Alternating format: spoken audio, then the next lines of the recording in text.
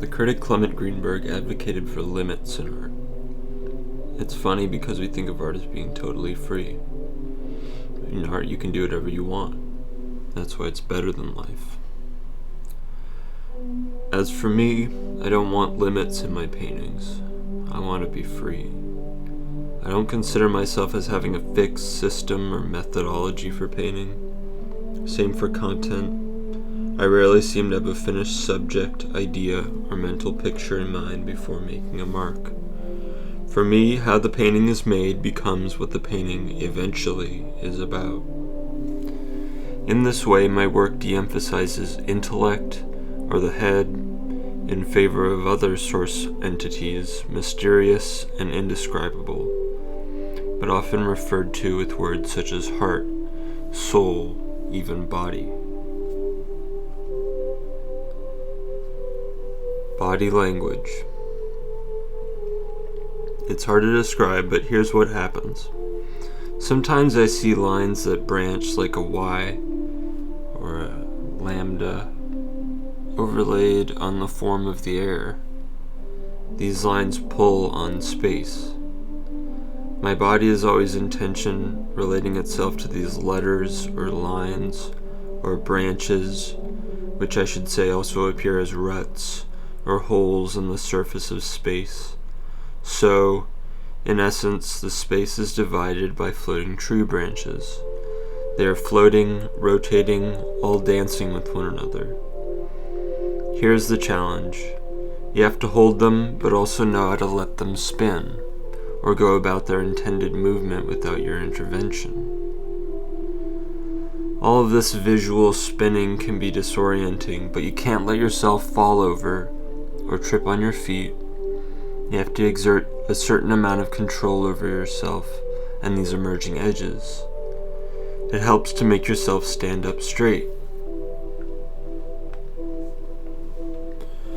Down through the ages, humans have developed many ways of understanding the body, but the total adherence to any one of these methods to the detriment of others limits our understanding of the whole reality.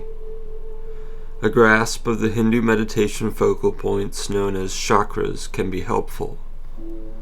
Such Indian traditions hold that human life simultaneously exists in two parallel dimensions, one physical body, and another psychological, emotional, mind, non-physical, called the subtle body. They say the chakra of the neck becomes blocked when we cannot speak our truths, and standing up straight can help open it up. If you sing in a choir, they will tell you the same thing. If you want to open up your throat to sing, stand up straight. Certain voices are loud when they implore you to stand up straight. And of course, bad posture is an affliction with damaging physical consequences. But the mantra stand up straight, as a moral imperative, suffers from not knowing enough. What you will learn from a good choral instructor is not only to keep your head from tilting up when you sing, but also to tighten your ass. Robert Beverly Hale, instructor of anatomical and proportional drawing at the Art Students League in the 60s, concurred. To stand up straight, he said, collect the fibers of gluteus maximus. But of course, the aim of life is not always to be a tight ass. Sometimes things have to be looser. You have to check in with your asshole. And if you have back or neck problems, stand up straight. I'm not a doctor, but I do know that Shakespeare's English was written with a hunch that could tune in to the rhythm and cadence, the swelling and beating of your heart. And this is why we hunch. To protect our hearts by the concavity of our backs from the slings and arrows of outrageous fortune, and to nurse its woundedness sometimes, and also to channel it, to get in touch with it and the physicality of our bodies which it can possess. The horror of mimesis. In his essay, The Horror of Mimesis, David Young Kim explores the trend that began in the Renaissance of dissecting corpses in order not only to further an anatomical understanding of the human body, but also to conceive of a realistic, representational, or mimetic style of painting. Kim discusses The Head of Medusa by an unknown Flemish artist, which shows the severed head of the mythological woman. The work reflects both the thorough knowledge of human anatomy and also the horror of the dissection which made this knowledge possible. Later, around 1617, Rubens, possibly after viewing Caravaggio's rendering, itself perhaps inspired by a lost Da Vinci, took up the Medusa subject as well. Ever since, art historians have interpreted such a severing of head and body in oppositional terms, i.e., intellect versus soul, brain versus heart, etc. Perseus, Medusa's killer, was viewed by some as a triumphant intellect that vanquished base, low, carnal desires embodied in the woman's tangled serpent hair. What is often left out of these interpretations is that Medusa herself gave her hair its stone-killing properties after having been raped by the god Neptune. In her rage, the beautiful daughter of Phorcys turned her most alluring asset into a means of destroying those that would admire her for it. In this way, men would suffer as she had for their own base, carnal motivations.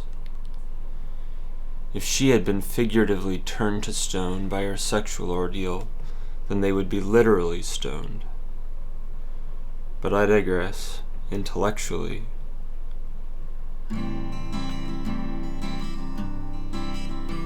Dissection. Kant thought what we knew was given a priori, which means before, but he also thought we learned things a posteriori, which means after. His noble science would agree. Both are true. We take after when it's tested by a scientific method, and all we know before is owed to a pre-planned genetic code. In the 18th century, Hume wrote treatises which turned a skeptic eye on any kind of knowing a priori. His ideas became the groundwork for science and secularism, or the pursuit of learning through observing nature. At the time, they had developed new ways of studying nature too. As a painter, I'm drawn to the subject of dissection, and what we today call the dichotomies of the mind and the body. By removing one from the other, the head of Medusa displays the most literal separation, and it therefore is the easiest to understand. Many works that speak to me touch on this same subject, and in so doing broaden the effect until I begin to see head-heart dichotomies in just about all art. In my view, however, one, heart, precedes the other, head. One is a priori, the other a posteriori. One involves making, the other interpreting. Further, my purpose is not to reject this great dissection outright, but to call attention to the head-over-heart approach as it exists in the current art landscape, and to suggest that it in the end extols art that exists in a world separate from other human beings and separate from the body that makes up all of us and that we all share here on earth.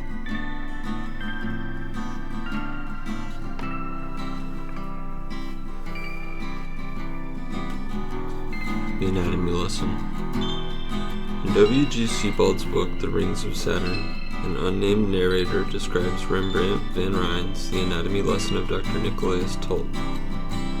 The narrator points out that the group of men are looking not at the body of the corpse that the physician has dissected, but at the medical textbook in the lower right corner of the painting. In this way, the body has vanished completely under the dissection, and the words that accompany them. William Heckscher, in his examination of Rembrandt's anatomy lesson, distinguishes between two kinds of light that exist within the painting. First is the hidden words of the book, which elucidate or explain the dissection to the medical onlookers. The other is the light coming off the corpse, which illuminates the trauma of the dissected body. The question becomes, could there be elucidation and illumination in a way that does not vanish the body? Can light coexist with form? I think so. Lots of both in equal measure. A short history. Beginning in the 1940s, the art of the avant-garde in America began approaching pure abstraction. In his essay, Towards a Newer Laocoon, Clement Greenberg, the critic spokesperson for the group of artists that would become known as the Abstract Expressionists, saw the development towards total non-objective art as painting's declaration that its deepest concern spoke to form. Form was geometric, hard-edged, but also soft and sensuous. The divide between the two opposing camps was real. Newman painted painfully straight lines, while de Kooning gave in to his basest carnal desires without a worry. Was there a division here between the head and the body? Not quite an anatomical rendering anymore, but still a kind of severing of the body from the head. A dissection, in the strictest sense of the word, means two-part division. Although abstract expressionism had replaced the representational styles of European painting, the old tendencies to sever remained. In order to stomach the horror of the autopsy, one effectively had to remove all sensation and become an isolated brain with a mechanical eye and hand, effectively a bodiless head. The Europeans used their severed head, akin to the one end, the head of Medusa, as a powerful tool of clinical examination. And beginning in the 1500s, Europeans began dissecting other bodies, not just dead ones, through imperialism and colonization. And the same was true for the abstract expressionists. By and large, they separated the abstract from the expressive, largely in an effort to reflect the continued importance and power of America as an imperialist force capable of exerting its ability to clinically incise where it wanted to in the world. Read the body. Some artists, like Rothko or Pollock, went a little further. Their use of shape and line, respectively combined with a shared gestural method, attempted to free themselves of subjecthood altogether. In Beware the Tragic Sublime, Gwenaël Kerledu describes how Rothko confronted the tragic question of sublimating the self, and eventually his paintings became the figure by itself, each painting a body pressed not only up against the picture plane, but also all the way out to the far edges and to the corners. With every inch of the canvas body, there was no air, no space for the viewer to escape, and so the paintings possessed their audience by their pure tragedy. Pollock went where even Rothko dared not to go, all the way into pure non-subjectivity. He lost himself in a world where he was not himself and could take no one with him.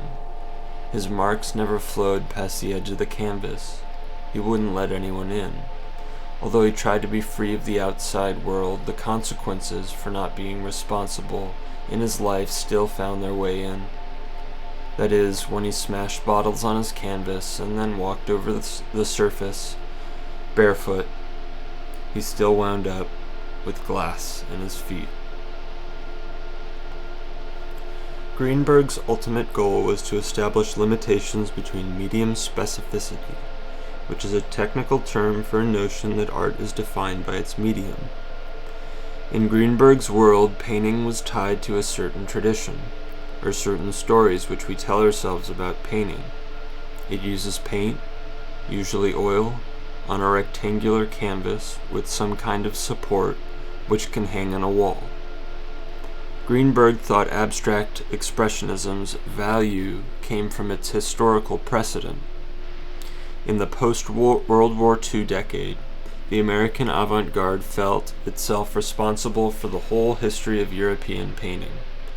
But now it was free of its subject, the metaphorical part which related it back to the pre-war, Eurocentric world we knew. It was no longer about representation, although there was still a separation, a dissection. The great thing about abstract expressionism was how far it took art in either direction. We learned a lot. Did the abstract expressionists need to martyr themselves for this newfound awareness? No one asked them to do it. They wanted to, and they taught us something new, something about the body.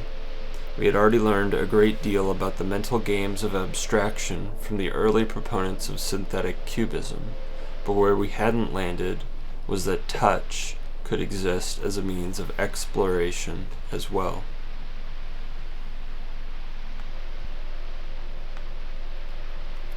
To Pollock and Rothko, touch meant being attentive to the physical sensations that the medium itself allowed. They felt things in their bodies, although their bodies were separate or longed to be separate from the external world. Greenberg advocated for a new conception of limits in medium specificity, so that painting could remain separate. But Greenberg's call for limitations was a death knell for specificity. The developments in painting that Pollock and company shared with the world could not be held back by boundaries between mediums. The body could express itself in new ways, revolting against dissection and celebrating the joy of touch. But with dissection, did they also subvert the head altogether? Did the body art of the 1960s sap the power of the head, only to discard it, choosing instead to live life in Sleepy Hollow? Not so sleepy. Looks like a party to me. I'm game. Personally, body art always makes me more aware of my gaze. The male gaze specifically. Like, looks like a party to me, and I'm game. But the beauty or message of body art comes as a direct reaction to the action painters of the previous decades, in that it forefronts subjectivity rather than diminishing or trying to be free of it. Subjectivity, your subjectivity, my subjectivity, became about creating an awareness of my gaze looking at your exposed body, and maybe you at mine. I cannot dissect the body of Carolee Schneemann in Fresh Blood, A Dream Morphology. If I want to look at her in a way that denies my subjectivity, and therefore hers, I would have to think about another way for my eye to interact with her body, a way that does not reduce the figure to lifeless abstraction, or selfish emotional expression. I don't think body art was all about the body. It was about the eye too, the looking at the body which sends the viewer on a mental trip through the politics of his eye.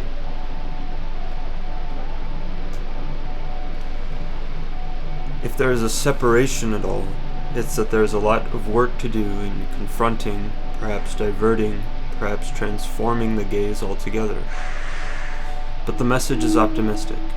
If we work at it, maybe we can learn how body art can coexist with the gaze, and come to some synthesis between seemingly disparate subjective personas, and in this way emerge in a new kind of liberation within subjectivity. Is that a paradox? In the late 1960s, art existed in a culture of optimism, perhaps in part due to the promise of a new gaze, a new way of looking and making paintings. The 1970s arrived with the surge in experimental deconstructing and rethinking of painting. Artists began considering the structures behind the painting, that is, the support which held the canvas together and allowed it to hang on a wall.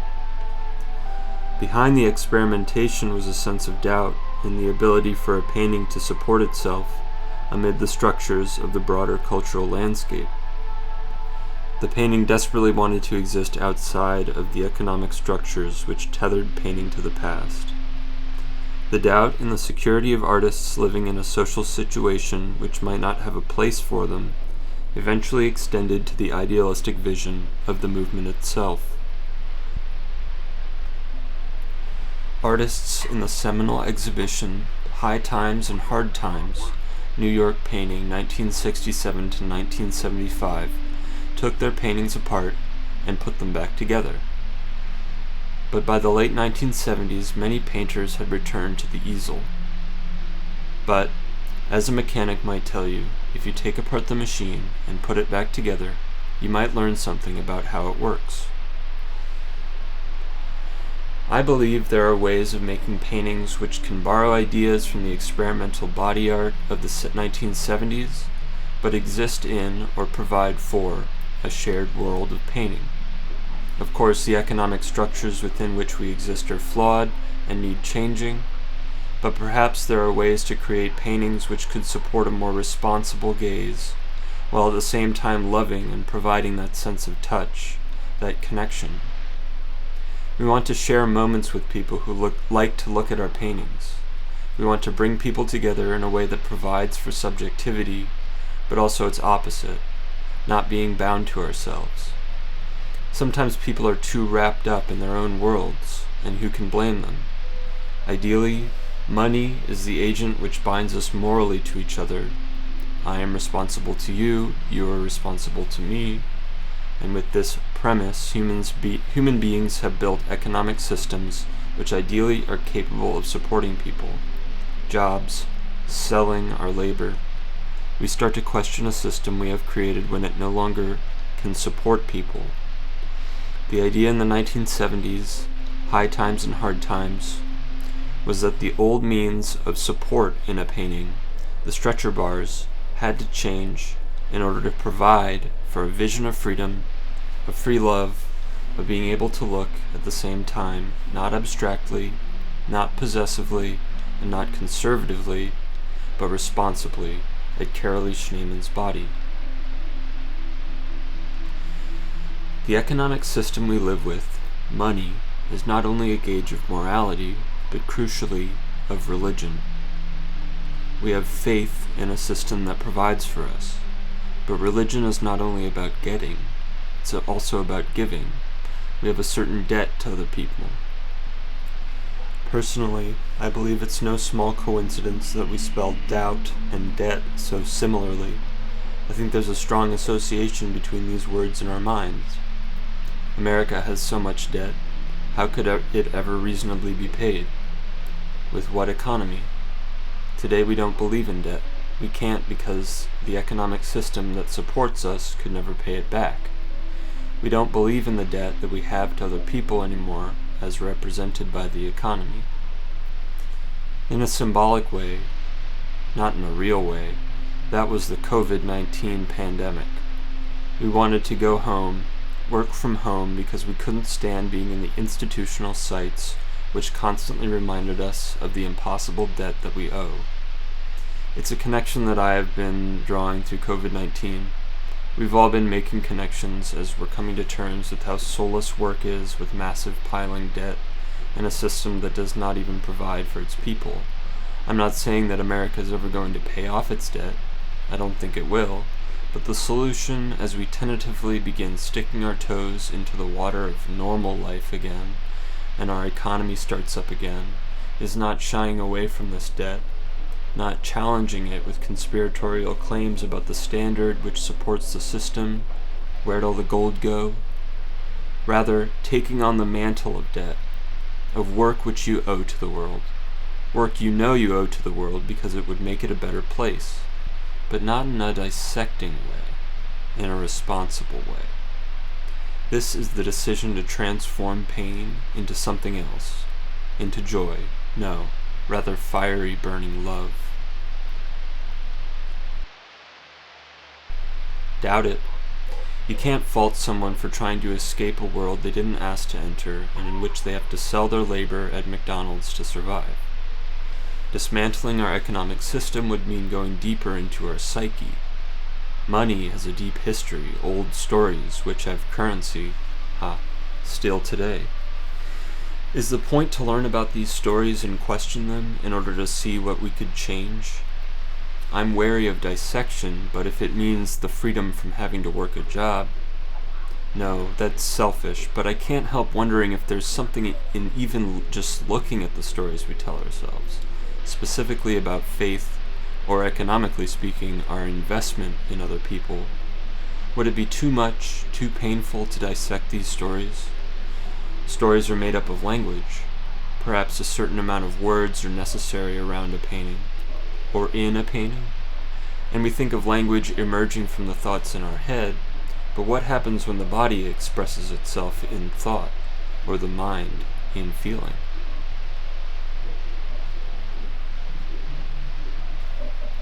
Europe. Europeans had an idea of beauty, or joy, or paradise, which caused them to justify their violence.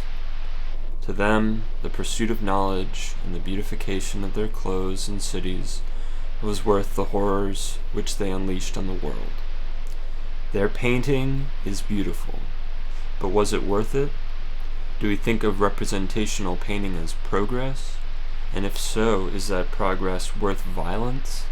Are there other ways to progress? As it stands, we find ways of tolerating a world that has its share of beauty, its share of joy, and its share of cruelty. Do we want to take a chance on change? Are we worried that the result of change would be more suffering? We need to find a solution for living together, that's for sure, but also living in our imaginations. And we need some kind of measure for violence, pain, suffering, some way of gauging when it gets to be too much. And of course, our ideas about punishment aren't working. I hope that I can say that I want above all else for there not to be violence, pain, or suffering employed in response to pain. Can I say that? It's not an easy point to make. I think justice's truth can get called into question when it employs too much pain in retribution. William Blake wrote about a character from his visions called Urizen, who enslaved himself to the idea of enslaving people. He had a book of brass in which he wrote, quote, laws of peace, of love, of unity, of pity, compassion, forgiveness. Let each choose one habitation, his ancient infinite mansion. One command, one joy, one desire, one curse, one weight, one measure, one king, one God, one law. It didn't sound too bad until he got to the curse part. One of Urizen's main tenets was to eliminate pain and suffering throughout the world. As for the idea of being enslaved and enslaving others, well, that's how our economy works, right? That's how money works. You work for other people and get paid some of the currency that comes from someone else's labor. You are bound to other people, and to a certain extent, other people are bound to you for survival. We stop having faith in this system when it stops doing its job eliminating our pain, when we have to work too long, or again can't provide for ourselves. No man is an island, but a part of me wants to protest this with all my heart. I am an artist. My labor may not always be commodifiable. People may not want to buy my paintings. If I'm being totally honest and totally selfish, I'd rather not have to work at all, or work on my paintings with less urgency, slower so I can begin to lose track of time. At the heart of the problem, there's the question of having a debt to other people for providing you with money to survive and make art. Nothing is free. But come on, this is America, land of the free. Where's my UBI? Freedom is important to me. I like things that are free. I make paintings on pieces of plywood I find in the dumpster. There is no transaction in this situation. The plywood isn't even a gift. No one intended to give it to me. They simply threw it away, and I found it. There's no debt, no money involved. The only way you can think of things you find as free is if you believe that some intelligence outside of yourself puts it there. But that gets into the question of fate. Fate occupies both ends of the spectrum of freedom and control. If things are fated, you have no control. But with this lack of control comes a freedom from responsibility. Freedom was paramount to Blake. He was a pioneer of free love before the Romantics and before the hippies or the body art of the 1960s. He hated the idea that adultery was a sin. At the same time, he was firmly opposed to prostitution, a kind of love that isn't free since it costs money. I like Blake's idea of free love because I also don't like the idea of binding people. But at the same time, jealousy can imprison even the die-hard devotees of freedom, and the alternative is binding someone in a relationship with a certain exclusivity. Then, jealousy fights with faith, the investment you have in trusting that other person. Blake wrote a lot about jealousy and free love, but never gave us the solution to his conflicting characters of reason and freedom. To Blake, his made-up god, Urizen, sounds like your reason, represented the devil, but Goya said the sleep of reason produces monsters. Or in other words, imagination without the aid of reason, Urizen, produces hallucinations and eventually suffering. Actually, the beautiful thing about Goya's quote is that it's ambiguous. Is it your reason being asleep and therefore not functioning that causes the monsters? Or is reason like a kind of sleep which itself can create illusions?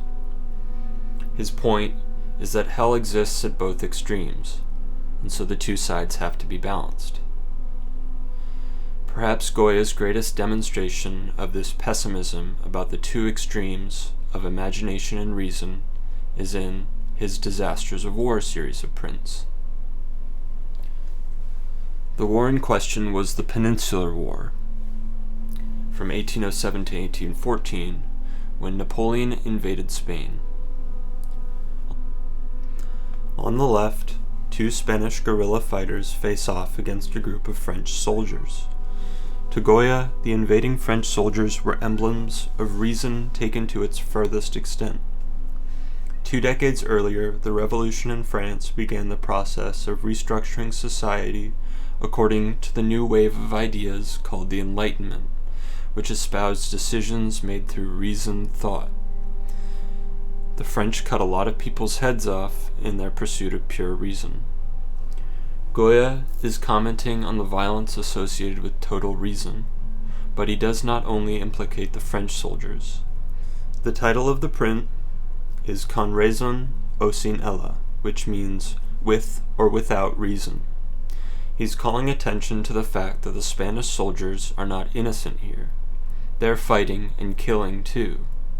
His point is that whether you think of yourself as having reason or not, the result is the same: violence. So, that's Europe, constantly cutting itself up in the rest of the world in an effort to understand itself. But there are many parts of the world. Does the god of reason, Urizen, govern the rest of the world? Well, it's true we all have heads, so it would make sense. But perhaps there are other stories on this globe about how the world works, and Blake had other gods which represented other parts of the body. Maybe the head is a kind of meeting place where all the input from the body tries to communicate with itself. Some neuroscientists believe that there are many selves which take the reins at different times. There are psychoanalysts like Lacan who go further and question the exclusive interiority of our subject position altogether. We not only have many selves, but we are not limited to the interior sense of self we have come to understand.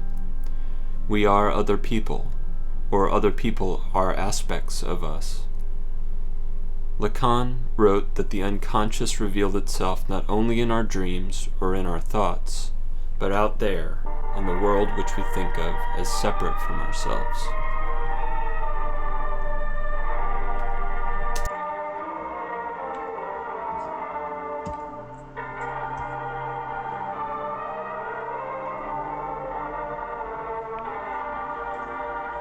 Subject.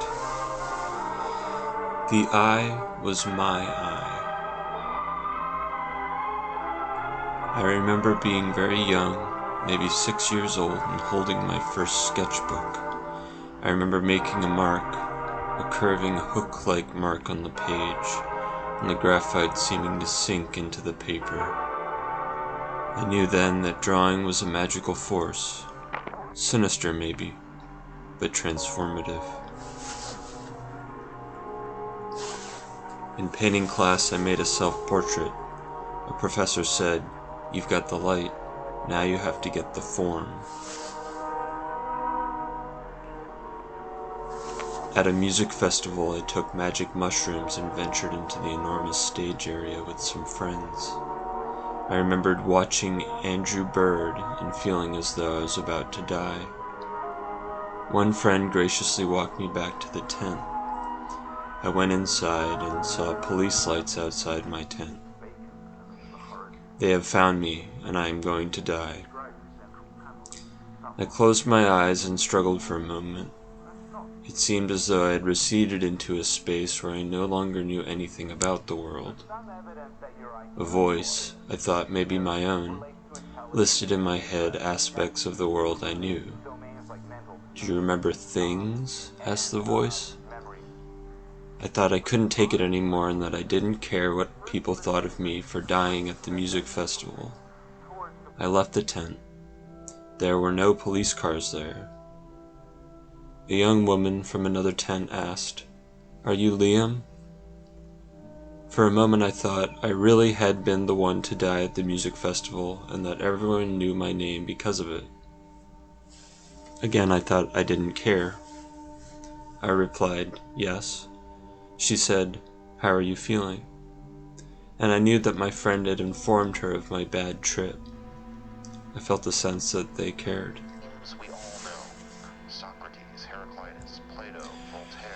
I was in Italy in 2016.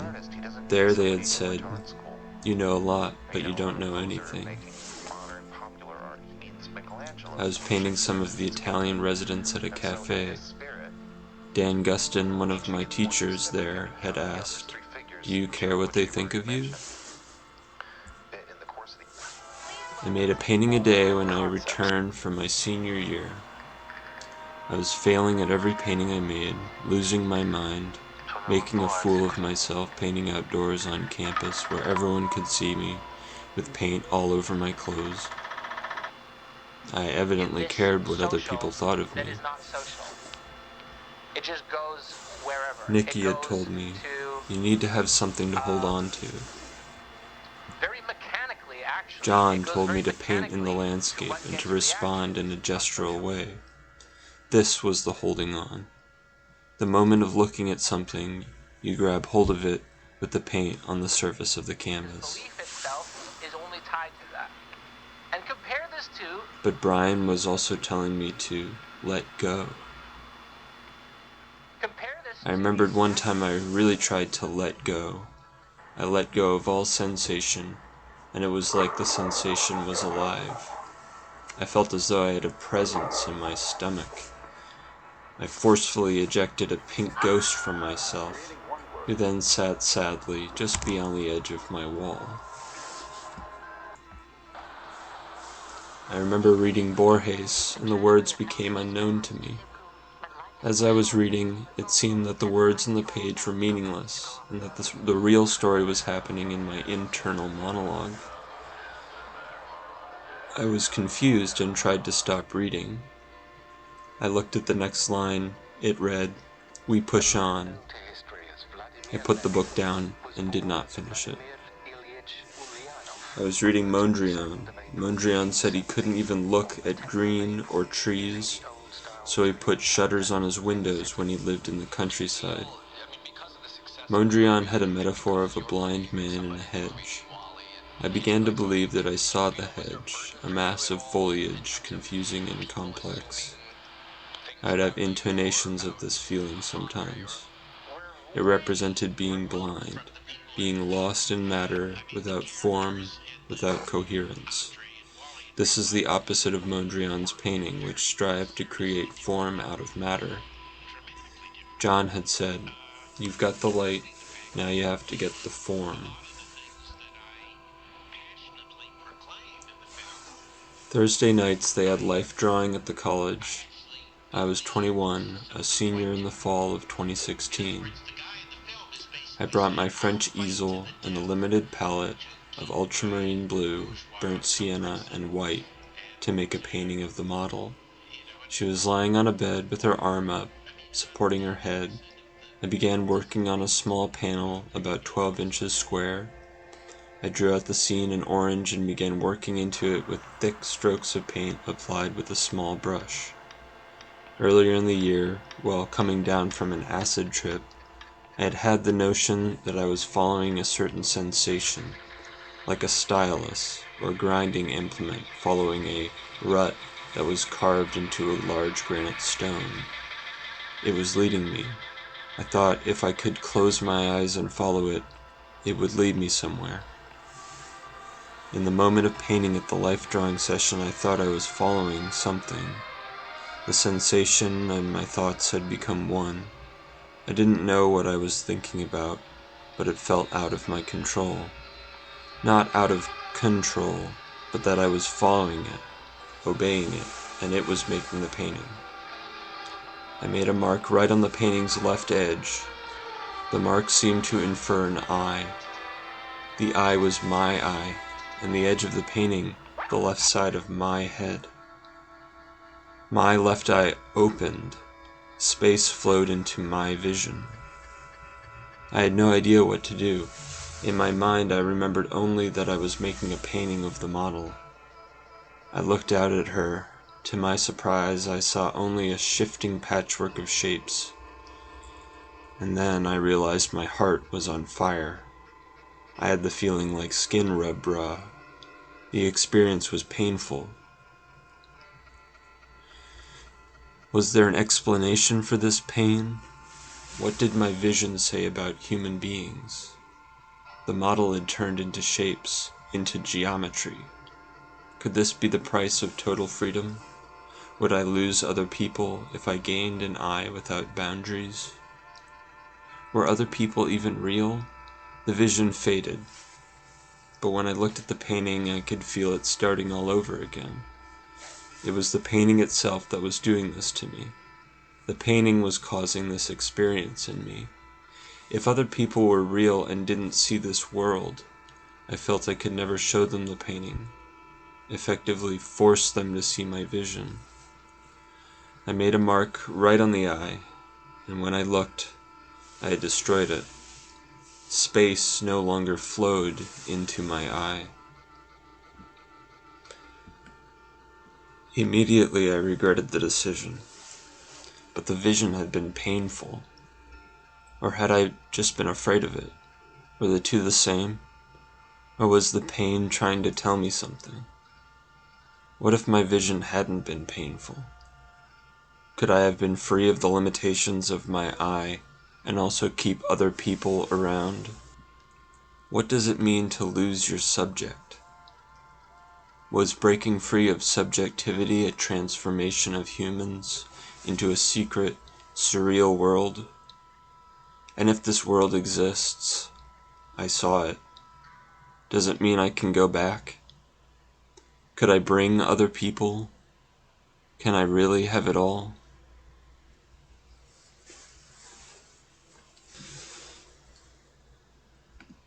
Double click. In double click, there are words which are recognizable, although perhaps obscured. The words seem to be labeling the painting, which becomes like a kind of dissection table or an insect mounting board. The painting is the dissection of this chrysalis shape, which has the moth overlaid on it. But it's not just a dissection of the moth, it's a dissection of the story I created around the moth. I keep coming back to this story as I feel it represents me. It's my story.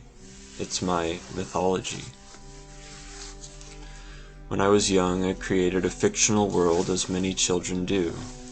I drew a map and I populated this world, which I called Double Click.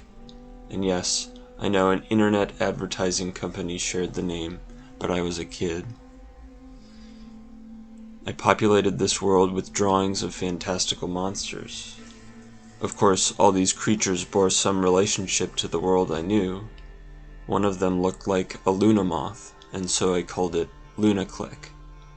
The characters were beautiful to me, and I drew them with bright colors. But despite the childlike palette, most of the creatures I drew and the stories I wrote were not so benign. The violence of the world I thought to be separate from DoubleClick still made its way into my fantasy.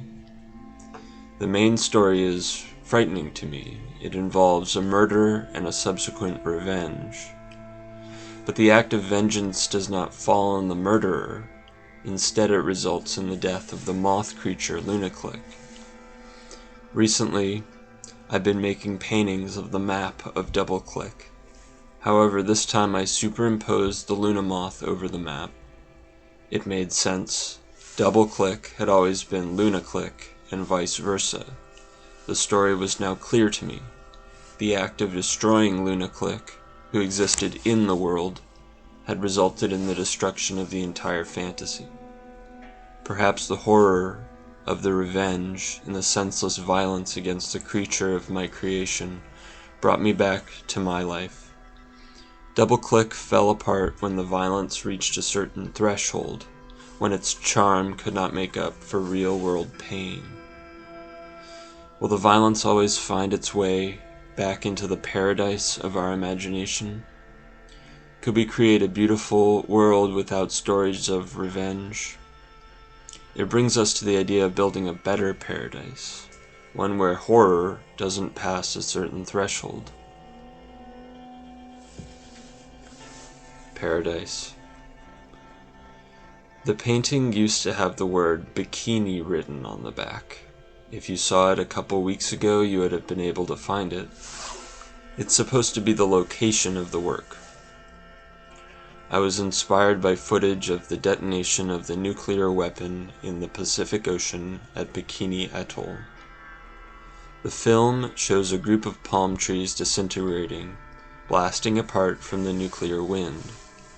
The painting doesn't show the destruction of any real palm trees. It doesn't show the poisoning of the land and ocean around Bikini. It doesn't show the irradiation and deaths of indigenous residents allowed to return to the island. The painting simply represents the beauty of Bikini and the palm trees that gave the atoll its name. Bikini, in the language of the Marshall Islands, means surface of coconuts. Why did the United States blow up Bikini? Is it because it was an island paradise? Is it that we want to build a better paradise for ourselves? Do we believe in building a paradise anymore? Can we envision a paradise without eventually submitting it to nuclear wind? Do we require the rapture first to blow away God's creation? No. Simply put, America blew up Bikini because they wanted to test a nuclear weapon. In the culture of the West at the time, the success of the test represented a kind of liberation, the end of World War II. Soon after, Louis Réard, a French designer, popularized a new swimsuit called a bikini. By the end of the war, the nuclear test at Bikini Atoll had become associated with a new liberation of women's bodies on the beach. It's funny to me that we still refer to women's two-piece bathing suits as bikinis. Not really funny, kind of horrific actually. But then when is it too much? When does the absurdity, the horror, the shame of a destructive human event and the frivolously human response to it become simply too much? When is it too painful? In reaction, people try to turn it off, to cut the feelings, the body off, but it's not always so easy. The small paradises we give ourselves offer only temporary relief, like a vacation to a tropical island maybe. Real violence, when we cause it, is harder to ignore. It makes us afraid. We fear that we are not fully in control of ourselves. We may also fear others' retribution, making it difficult to move on. And sometimes we fear that there is absolutely nothing we can do to make things right. Bikini Atoll is gone and irradiated.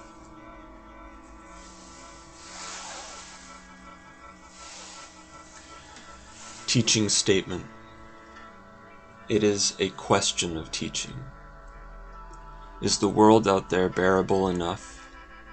Or is there an urgency for students to learn as much as possible in the short period during school, to go as far as possible? Perhaps everyone is different.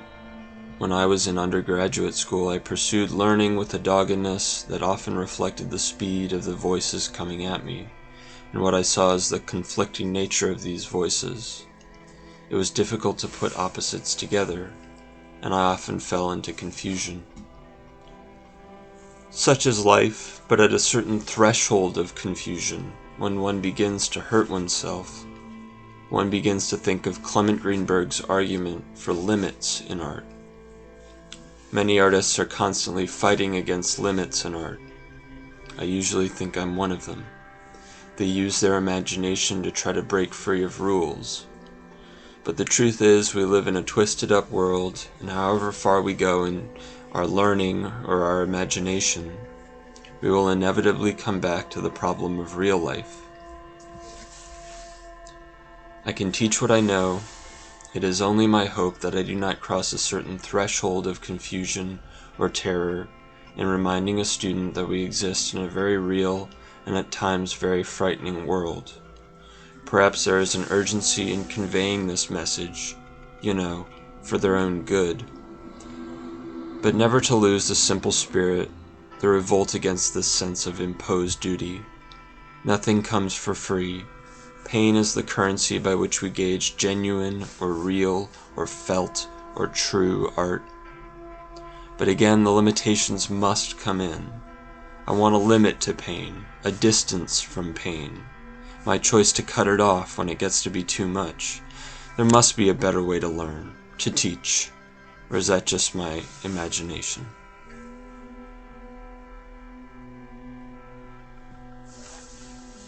Acknowledgements.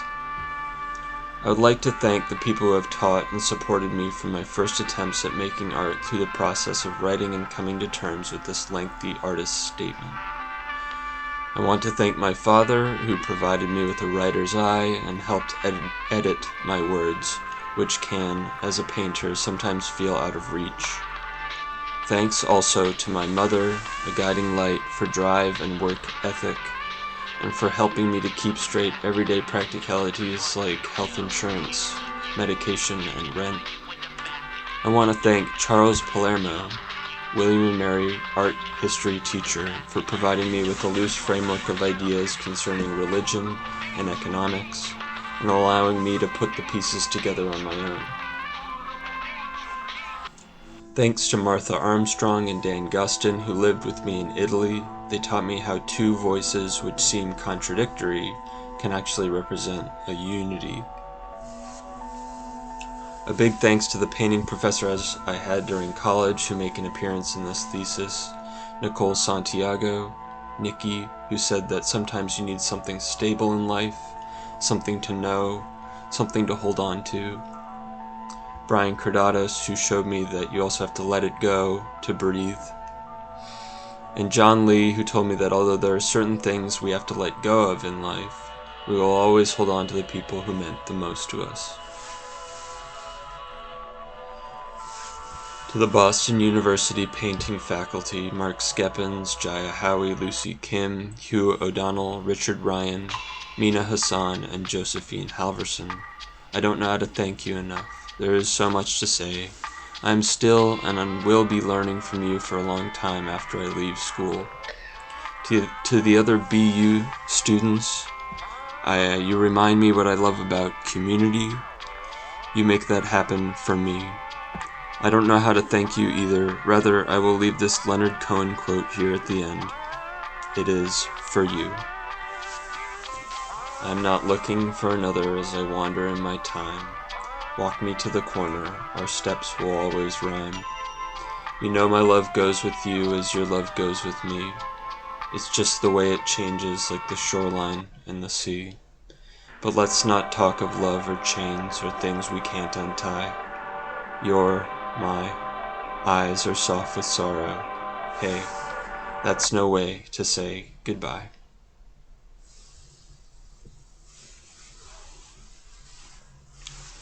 It never ends.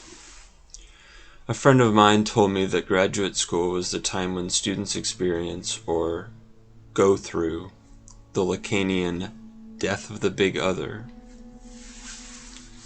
For Lacan, the big other represents identity, a subject which possesses so many people, especially my generation, and generally speaking, in this time. The, quote, death of the big other for the surrealist Lacan did not signify an end, as we traditionally or existentially think about death, but rather a transformation. Transformation can result in a kind of progression, but can also too easily disguise a return, an eventual fallback into stasis.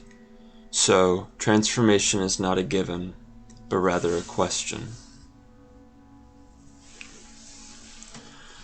I want to bring up Moshe's painting in relation to this thesis. In the painting, there is a knight who is black, impaling a disturbing animal-like creature, which is white. There's a lot of pain in this work for me, but not just because I am ashamed and horrified by the idea that someone would have a fantasy about murdering something, which although it looks evil, I nevertheless identify with. I have to identify with it. There is a sense of responsibility which, at first glance, feels imposed externally. Perhaps some of that does come from Moshe, but it also comes from me. The world in Moshe's painting, which might operate in a very different way for him, nevertheless represents my fantasy. I think it represents the fantasy of a lot of people who can't help but identify with that white gremlin in his painting. You know, the fantasy that I will ever be free of my own whiteness. That's part of the pain I feel when I look at Moshe's painting. Moshe's pain might be different. I'm not going to dissect Moshe's pain. I know he doesn't want me to. I don't want to. But I want to touch on this idea of identity as something that is a priori, that is, something that comes before, something that is not only an issue in the present but also in our deep past. I want to acknowledge the prospect of changing something so deeply about our history, the history we share, the response to which establishes our identity ourselves, can often seem like a fantasy. But it's not a fantasy. It's real, and at the same time, it is a question.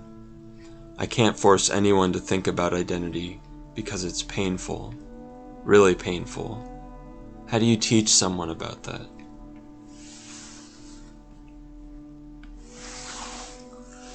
Identity is an enormous part of our lives. It is everywhere in our culture these days.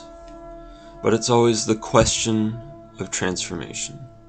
Like revolution, those painful transformations which took place in the past. This may be our only option. Maybe it's what we want. But when we talk about teaching, there can be a threshold to the violence. And then another question arises as these ideas become more and more relevant to our social concerns. Can you teach about identity in a more foundational setting? Maybe this would mean finding ways of allowing certain transformations which acknowledge pain and responsibility, but perhaps don't exceed a certain threshold of pain, of self-laceration. What I regret is that it took so long for me to get to this point. Of course, there's a sense of shame and a question of there still being a sense of distance. But I wonder what might have happened if I had gotten over myself, my identity, sooner. And I haven't gotten over it. There is more to learn. At the end of the day, I am responsible for my past, I am responsible for my present and future. It might be my responsibility to teach what I know, and I am learning about my own identity, my whiteness. I feel a certain responsibility to allow people like me, white people, and maybe more specifically young white men, to confront their own issues of identity, and maybe develop language or painting which could support their own transformation. I want that for me, to continue to answer the question of my own transformation, but I also want it for them. And of course, there are other people who experience a lot of pain daily which I have never experienced. I would have to learn a lot, perhaps live a lot more to know how to help or care for people outside of my experience, my identity. The question of accepting this transformation and learning from it, though it might be painful, never goes away. And there is a sense of responsibility, but it's always your decision. It's always my decision.